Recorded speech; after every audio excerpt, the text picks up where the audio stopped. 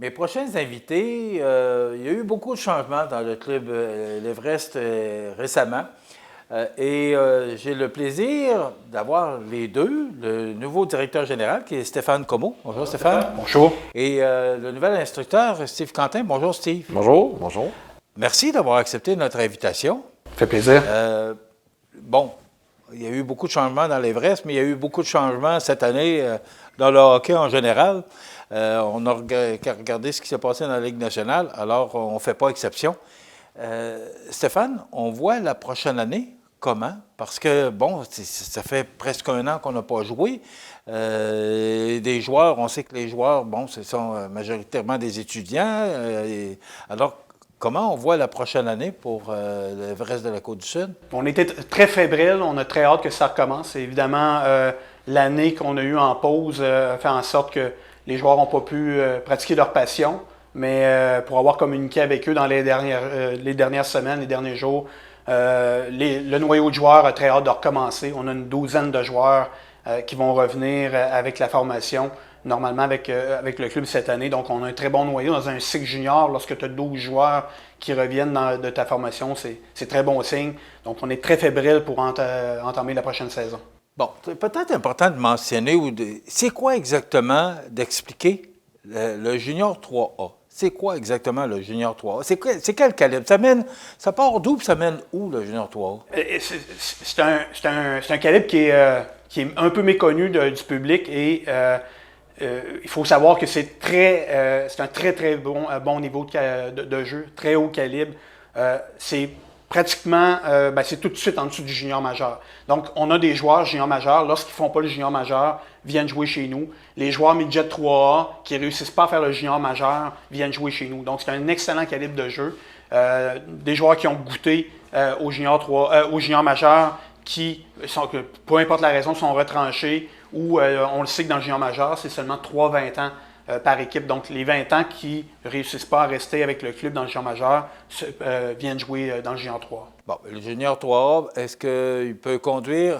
Est-ce que ça peut être l'inverse? Est-ce que le junior 3A peut mener à la Ligue junior majeure? Tout à fait. Et on est très fiers dans notre organisation à l'Everest de pouvoir dire qu'il y a plusieurs joueurs qui sont passés par chez nous qui jouent dans le junior majeur. Là, je ne voudrais pas toutes les nommer pour ne pas en oublier, mais on a pratiquement presque une dizaine de joueurs là, qui sont passés par l'Everest et qui ont réussi à graduer dans le junior majeur. C'est aussi vrai pour aller jouer dans le hockey universitaire. Celui-là, on en a un, là, Alexandre Gagnon, qui jouait chez nous, pas la saison qui vient de passer, mais l'autre d'avant, qui joue maintenant à McGill universitaire. On a d'autres joueurs qui se sont placés dans la NCAA aux États-Unis, dans la Division 3, et qui maintenant ont un contrat pour aller jouer en Europe. Donc, c'est une porte, c'est un tremplin pour pouvoir accéder au prochain niveau après le junior. On ne finit pas une carrière nécessairement dans le junior 3A. Lorsqu'on a des bonnes stats dans le junior 3A, on réussit à poursuivre notre carrière au prochain niveau. Steve Quentin, nouvel instructeur. Oui. D'abord, on connaît vos compétences. Maintenant, pourquoi avoir accepté le poste d'instructeur-chef de l'Everest au Côte-du-Sud? Bien, d'abord par passion, parce que le coaching, qu'on le veuille ou pas, c'est une passion qu'on entretient depuis bien des années. Alors, c'est la première raison. La deuxième raison, c'est l'opportunité de me joindre à une organisation qui a construit dans le passé, depuis son existence, quelque chose de très solide, puis qui a... quand je dis quelque chose de solide, c'est la philosophie de l'organisation, puis dans quel contexte ils veulent faire du hockey. Donc, on parlait de développement de joueurs, entretenir la passion des joueurs pour un niveau supérieur au hockey ou que ce soit pour des objectifs personnels. Ben, moi, je pense que c'est une noble comme mission, puis ça m'allumait, si on veut dire, de pouvoir me joindre à cette organisation-là. Puis on m'en donne l'opportunité, alors je vais essayer de contribuer le mieux possible à cette mission-là aussi. Bon, c'est sûr que l'objectif d'un instructeur, c'est la coupe de fin d'année, bien sûr, mais comment vous pensez, justement, faire... Parce que, bon, avec l'année de la pandémie, c'était un peu spécial, là. Il y avait des joueurs, vous parliez tantôt qu'il y a encore passablement de joueurs là, qui sont encore dans l'équipe, mais vous voyez la prochaine année comment... bon, parce qu'avant ça, c'était Simon Olivier qui menait la barque au complet. Maintenant, vous êtes deux personnes. Alors, comment vous voyez cette prochaine année au niveau, au niveau des joueurs pour atteindre justement cette compétition? D'abord, est-ce que c'est possible cette année de l'atteindre, la Coupe? Mon directeur général me dit que oui. OK. OK. Si le boss le dit. Alors, non, je pense que, comme Stéphane expliquait tout à l'heure, on a un noyau de joueurs, possiblement, qui va être de retour. Il y avait déjà une équipe compétitive l'an dernier avec l'excellent travail que Simon a fait dans le passé. On reprend ça, il y a un noyau de joueurs qui reviennent, puis Stéphane travaille très fort aussi pour amener des joueurs pour compléter l'équipe. On s'attend à avoir une équipe très compétitive qui va donner un bon spectacle aussi. Définitivement, moi, comme coach, je l'ai déjà dit à ce noyau de joueurs-là que j'ai eu la chance de rencontrer par Internet parce qu'on ne pouvait pas se rencontrer en personne. On veut définitivement finir la saison régulière dans le premier tiers. Puis, comme vous l'avez dit tout à l'heure, on veut que les séries éliminatoires, on soit la dernière équipe en séries éliminatoires à gagner les séries. Alors, moi, comme coach, c'est l'objectif là, qu'on se fixe, que je me fixe là, avec les joueurs. Steve, moi, je suis pas mal certain qu'avant d'accepter ce poste-là, vous avez analysé l'équipe, vous avez analysé ce que l'Everest a fait dans le passé. C'est quoi que vous avez décelé comme la principale force de ce club-là? Je pense que, d'après la lecture, on a une défensive très, très solide. Partant des gardiens de but, la défensive, je pense que ça part de là. Quand on dit une défensive, c'est pas nécessairement une équipe qui a une attitude défensive, mais quand on dit défensive, c'est la force des joueurs à ces positions-là. Quand on veut générer de l'attaque, ça part de là. Alors, si on est solide à ces positions-là, on risque fort de générer de l'attaque, puis on complète avec une attaque qui a déjà démontré des bonnes aptitudes l'an dernier. Je pense qu'ils ont joué 4-5 matchs, puis ils en avaient gagné 3 ou 4, étaient situés dans le top de leur division. Alors, il y a plusieurs de ces joueurs-là qui reviennent. Alors, c'est comme ça qu'on analyse l'équipe. Ça s'est construit par derrière, puis on s'attend à avoir une équipe très spectaculaire à avoir joué cette année. Directeur général, la principale faiblesse que vous voudriez combler? Bien, en fait, ce qui est particulier dans le Junior 3A, c'est qu'on est un peu à la merci des clubs, aussi Junior majeur. J'expliquais tout à l'heure, c'est le circuit immédiatement en dessous. Donc, je ne le sais pas, au moment où on se parle, je ne sais pas les joueurs qui vont revenir. Je ne sais pas les joueurs qui vont graduer. OK, non, c'est pas encore. Ben non, les camps d'entraînement vont avoir lieu au mois d'août dans le junior majeur. Donc, on est un peu à la merci des joueurs qui vont revenir. Moi, mon travail, c'est de m'assurer qu'on a la profondeur nécessaire pour être capable de pallier à ces changements-là, à ces mouvements-là. Donc, il faut que je m'organise pour avoir la plus grande profondeur possible pour qu'on ait un club compétitif. Quand je vous parlais d'un noyau de 12 qui revient, c'est ça. Là, il me reste sur un roster, sur un alignement d'une vingtaine de joueurs, il me reste quand même du travail à faire pour combler les autres postes. Mais il y a les joueurs qui vont se présenter au camp d'entraînement. Puis moi, comment je le vois, je pense qu'avec je vais répéter ce que j'ai dit tout à l'heure, avec le noyau de joueurs qu'on sait qui vont revenir chez nous, bien, on est très confiant d'avoir déjà une équipe compétitive pour l'an prochain. Et, bon, est-ce qu'on va avoir des bonus, qu'il y a des joueurs juniors majeurs qui vont nous être retournés? Est-ce qu'on va avoir des joueurs qui ne feront pas le junior majeur, qu'on s'attend qu'ils fassent le junior majeur? Bien, c'est ce que l'avenir va nous dire. Puis je pense qu'on va être en mesure d'offrir un excellent spectacle à nos partisans pour la prochaine saison. Ça, je suis convaincu. On est au mois de juin. Le recrutement, bien, vous parliez tout à l'heure justement du camp d'entraînement là, qui commence le 20 août, vous m'avez mentionné.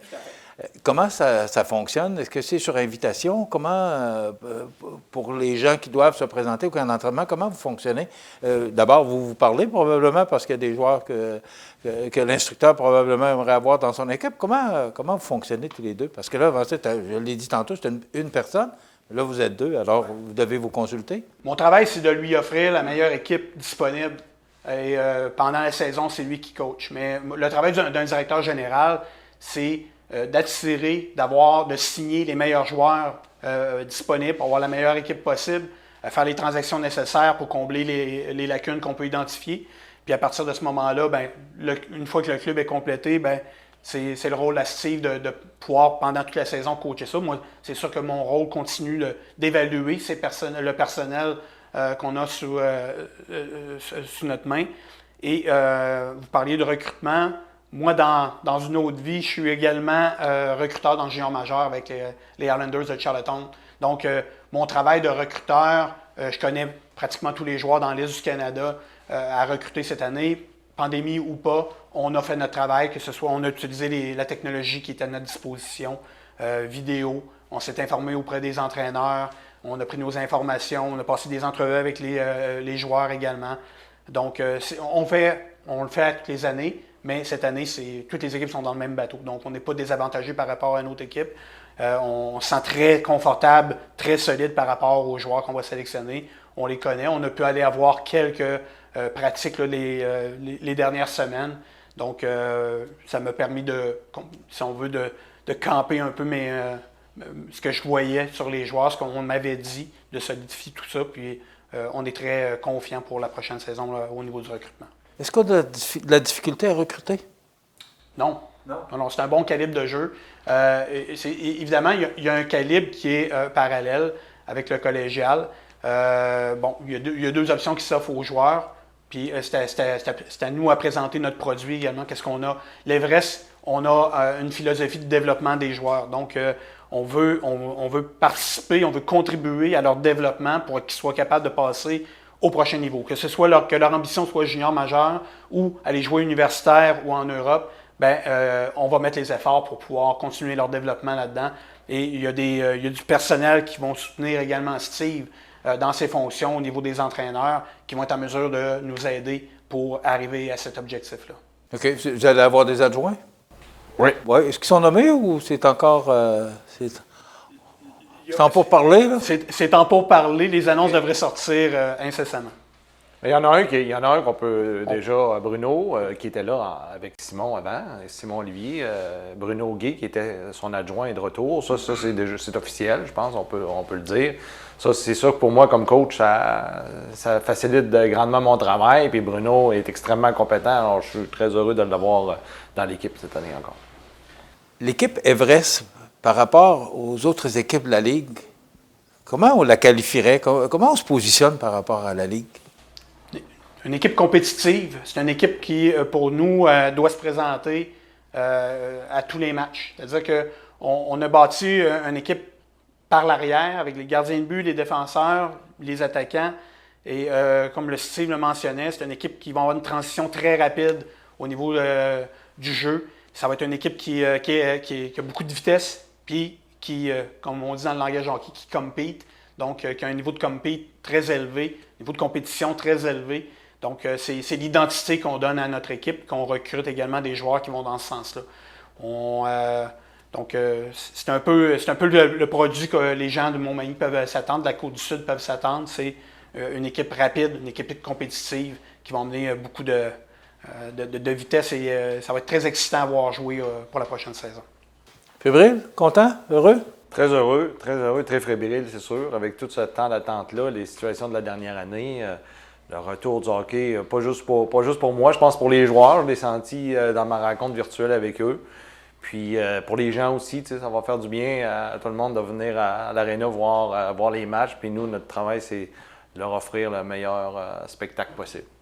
C'est sûr que les yeux des spectateurs vont être rivés sur vous parce que c'est un changement majeur dans l'équipe cette année, avec un nouvel instructeur, un nouveau directeur gérant. Alors, c'est sûr que les gens vont analyser votre travail. Puis ici, on est des gens de hockey, on aime ça gagner. Alors, c'est ce dont on peut s'attendre? Absolument. C'est ce qu'on veut vous offrir. Est-ce que la Coupe, c'est cette année? Oui. Sinon s'engager dans une ligue sans viser la coupe, l'objectif est plus ou moins là. Si on s'engage dans une compétition qui a plusieurs équipes, le but ultime du jeu, c'est de tout gagner. Là. Ça fait partie de nos objectifs. Les matchs seront présentés à CMA-TV. On l'a encore confirmé tout à l'heure avec le président Pierre Bouffard. Alors, on va pouvoir vous suivre de près et même les gens vont pouvoir vous suivre à l'extérieur. On va vous souhaiter bonne chance. Puis, on va sûrement se revoir au cours de la saison. Alors, bienvenue chez nous. Merci. Une bonne et heureuse année, comme on dirait au jour de l'an. Alors, M. Stéphane Comeau, qui est directeur général, et Steve Quentin, qui est instructeur-chef, merci.